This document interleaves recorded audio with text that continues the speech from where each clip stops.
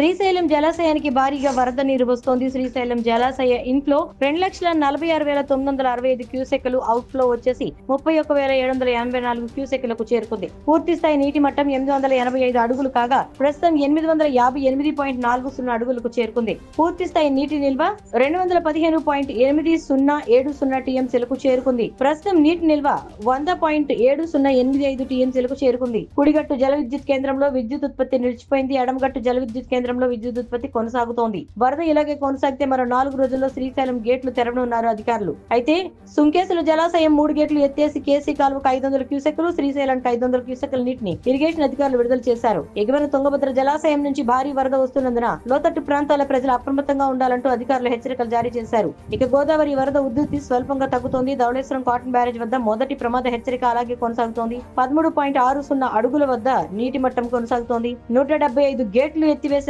12.55 లక్షల క్యూసెక్కుల వరద నీటిని అధికారులు దిగువకు విడుదల చేశారు. గోదావరి, శబరి నదులు ప్రవహిస్తున్నాయి.